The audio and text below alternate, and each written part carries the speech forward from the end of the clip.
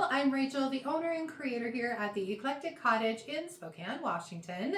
Today is Saturday, and for today's video, I have 3 more thrift flips for you guys. For whatever reason, today's theme seems to be roses, so all 3 projects seem to have roses in them. I love how they all came together though. I hope you guys like them too, and without further ado, let's get to today's video. My first project is this set of cute little wooden cutout rabbits that I found at the thrift store. They had a few dings and marks on them, and I wanted to clean them up and do something a little bit different with them. And they were very slick, and I was also afraid of this paint bleeding up through whatever I did to them. So I went ahead and sanded both sides of these really well, just with some 150 grit sandpaper to get rid of the design and to just smooth them out. Once I'd finished sanding both sides and around the edges, I went ahead and grabbed a damp shop towel and just cleaned them up really well before moving on to paint. Now for these, I want the back side to be green and the front side I'm going to be decoupaging, and the green I chose is Aviary by DIY. So I'm carefully painting just the edges and one side of these rabbits with that green paint, and I did have to give these 2 good coats of that Aviary paint.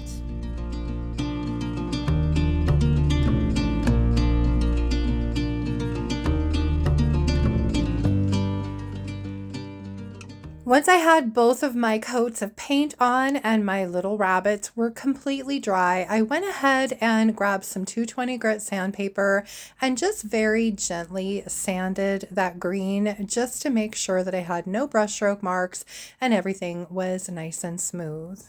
Now, before I flip my little rabbits over and paint the other side, I wanted to protect that green paint. So I'm going ahead and sealing it, and I'm using Sweet Pickins top coat in matte for the sealer. This is a great durable sealer that brushes on beautifully and dries crystal clear, and I just love it. Once my top coat was completely dry, I went ahead and flipped my little rabbits over and painted the other side. Since I'm going to be decoupaging these, I wanted a nice bright color underneath, so I am going over these with 1 coat of white linen, which is one of the Cottage colors by DIY that has a built-in sealer. And the reason I like using the Cottage colors underneath decoupage paper is that I don't have to worry about reactivating my paint with my decoupage medium and having it bleed up into my paint. For my decoupage paper, I'm using this gorgeous one by Roycycled Treasures called Wallpaper. It is my favorite of all of the decoupage papers. And you can see there I am misting the decoupage paper first, and then I'm going over my little bunny with my medium, and I'm also using the Sweet Pickins top coat for my decoupage medium on these. And then I am laying my paper out over the bunny and then putting another coat of top coat over the top. Now, if I had to do this project over again, I don't know that I would mist my decoupage paper before placing it on my bunnies. Now, the reason for misting is that it helps to relax the fibers that are in the paper and kind of stretch them out a little bit. And in most applications, it works out perfectly fine. But with these bunnies and all of their curves, as that paper dried, it kind of pulled in several different directions and ended up pulling it up in places on each of my rabbits. So you can see here, my decoupage medium is completely dry. So I'm taking some sandpaper and just sanding off the excess decoupage paper. And in places where that paper had lifted, I'm using a little bit of medium underneath the paper and then smoothing it back out again and then going over it with another coat of medium.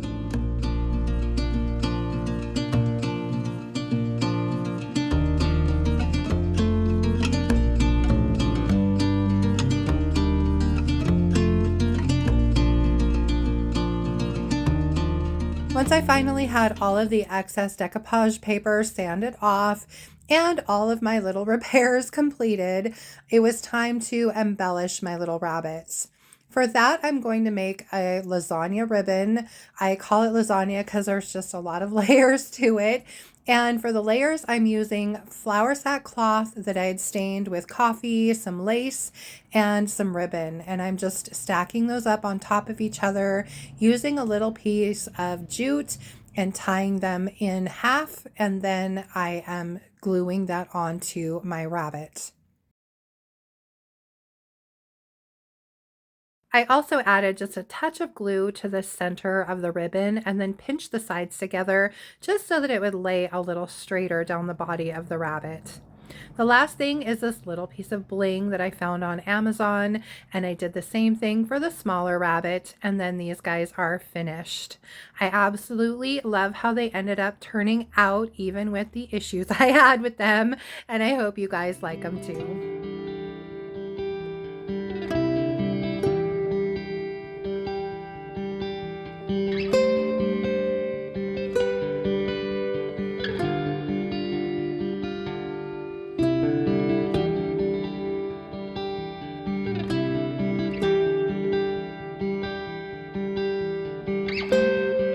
My second project is this frame that I've had in my stash for some time, and it had a hue in it that I just really wasn't a fan of, kind of a grayish, bluish green color. And so I decided to give it a more neutral makeover using DIY's Faded Burlap, which is this beautiful beigey neutral that I love. Now, this frame has a texture to it that is almost reminiscent of a piece of wood with the wood grains in it. And I wanted to really highlight that texture with the finish that I was putting on it. So I decided to replicate something that I saw online just not too long ago. And so I'm sealing it with Big Top by DIY. Big Top is a great sealer as well, and it has a little bit of a sheen to it, but I'm going to be covering it up so it really doesn't matter. Once my coat of Big Top is completely dry, I'm using a chip brush to apply Dark and Decrepit Liquid Patina by DIY to my frame. So I'm just putting it on in a good even coat, and then I'm grabbing a shop towel and wiping back the excess. And this is just bringing out that beautiful texture, and that Dark and Decrepit is laying in all of the low places and just really making this look more like a wood frame. Now, yes, I am aware that it looks a lot like it did originally, just without those greeny blue undertones, which is what I was going for. Once I was finished with the front of the frame, I flipped it over and gave a good cleaning to the back of it. And then I went ahead and set my frame aside so I could start working on the art that would go in the middle. For my artwork, I am using another piece of Roycycled Treasures decoupage paper. This one is called Spring Elements, and it has all sorts of beautiful little pictures in it. And for this particular frame, I'm grabbing this teapot with some roses. So I used my glass to trace out the size that I needed, and then I'm also tracing out a piece of watercolor paper and cutting that out as the backer. To apply my decoupage paper to the watercolor paper, I am again using the Sweet Pickins top coat. I'm putting a good even layer all over that watercolor paper, and then I did spritz my decoupage paper with a little bit of water, and then I laid it down very carefully, making sure my line was straight, and then I am just gently with my hand smoothing that out over that entire piece of watercolor paper. Once it's down and all smoothed out, I'm going over it with another coat of that matte top coat by Sweet Pickins. Once that's finished, I set it aside to dry while I cleaned up the glass and got my frame ready to put back together again.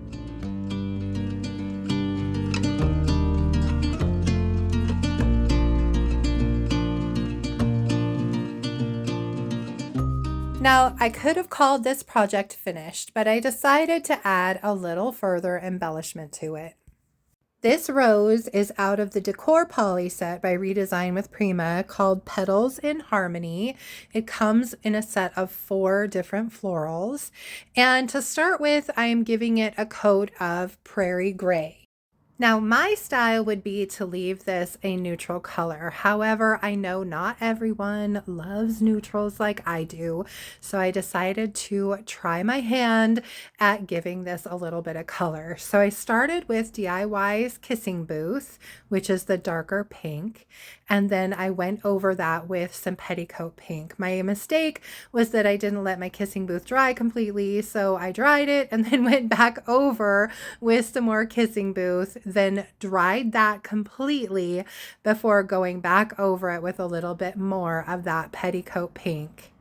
I just wanted the petticoat over most of the flower, leaving some of that darker Kissing Booth showing through. Then I did the same kind of thing to the leaves. I started with Monet's Garden, which is this darker green, let that dry completely, and then I went over it with some fancy Farmgirl just for some nice contrast. I also used the fancy Farmgirl to go around the edges and then put a little bit on the stem as well, not covering the Prairie Gray completely, but definitely giving it more of a green hue. Then I let my flower dry completely again before sealing my paint, and for that I am using DIY's Big Top, and I'm just going in with one good coat of that Big Top all over.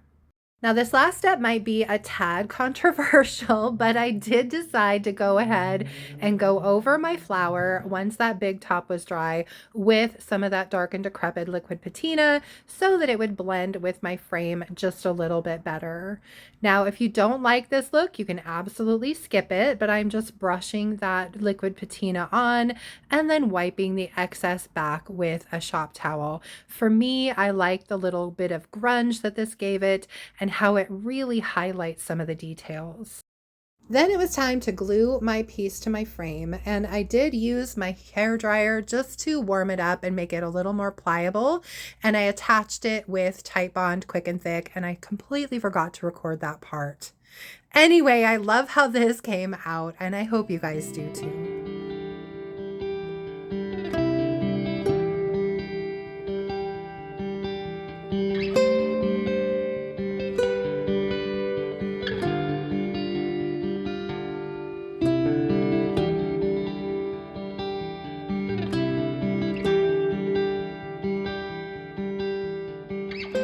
For my third and final project, I'm going to be creating a riser using these 2 pieces that I've had in my stash for quite some time.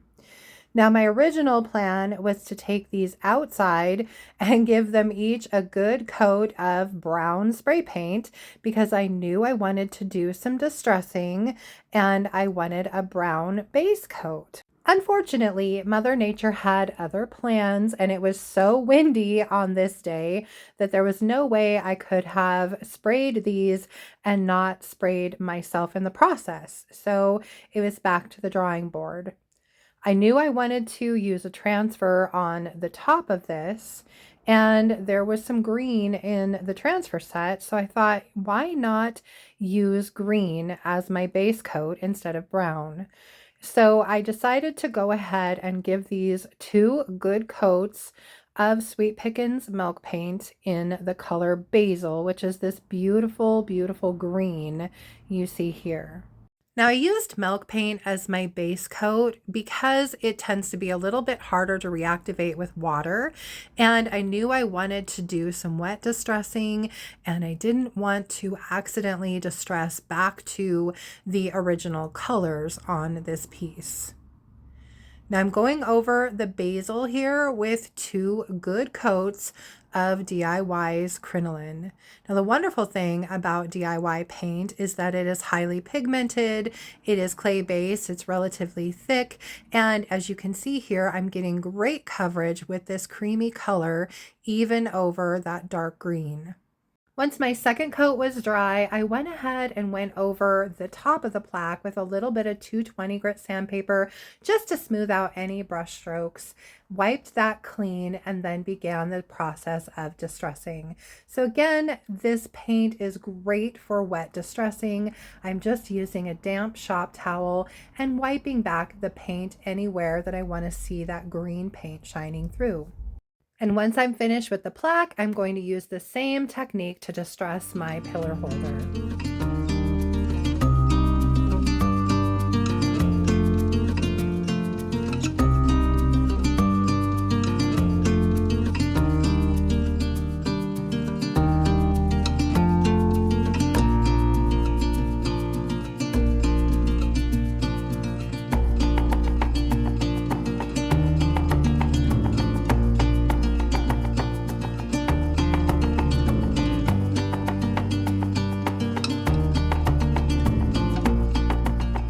Then it was time to pick out my transfer, and I decided to go with this gorgeous rose set called Blush Symphony by Redesign with Prima. Once I decided where my main flowers were going to go, I had to cut a little bit of the stem off, and then it was just a matter of applying it. To do that, I peeled off the backing and laid my transfer down where I wanted it, and then I began applying it with that transfer stick, just rubbing my transfer down onto my piece while I slowly peel back that piece of vellum. Now, one piece of advice for applying transfers is to let your paint have time to dry completely before you try to put your transfer on. And in this case, I rush things a little bit. Normally, I like to give my projects overnight to dry, and then I come back in and put the transfers on. In this case, it was only an hour, maybe two, and it did give me a little bit of a hard time. Nothing too major, but it was definitely a little harder to apply.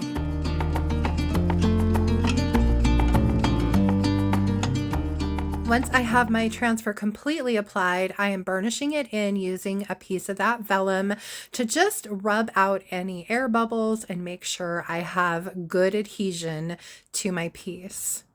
Then I went in and added the rest of that stem piece that I had cut off the main flower, a couple more roses, and a couple of rosebuds as well, just to kind of give this a more finished appearance.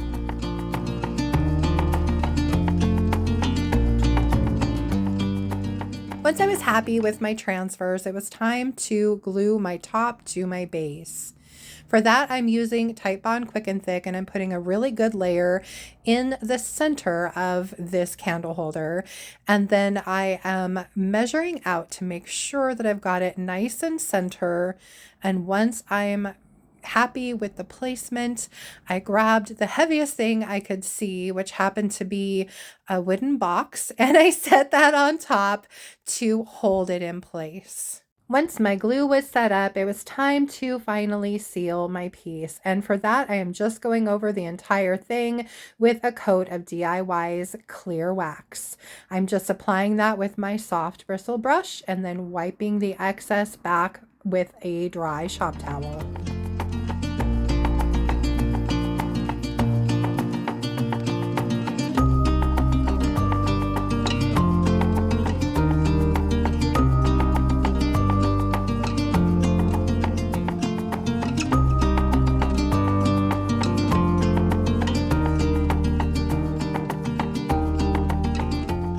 Now, even though I ended up having to go in a little bit of a different direction than I had originally planned with this piece, I absolutely love how it turned out, and I really hope you guys do too.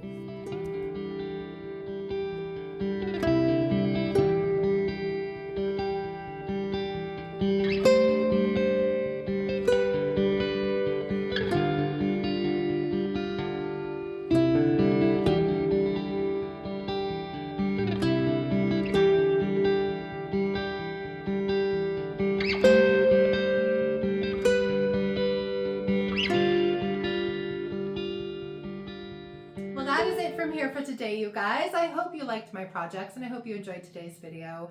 If you did, please remember to give it a thumbs up. I so appreciate that. And if you haven't already, I would love it if you would subscribe to my channel and then just hit the little notification bell so you don't miss anything.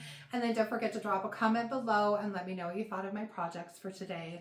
All of my rose themed projects, which definitely wasn't the plan when I got started. I don't know how that happened, but I like how they all kind of work together. Just a quick reminder too, any of the paint and products you see me use can be purchased through me at my website, and that is www.theeclecticcottagespokane.com. It's listed below in the description box.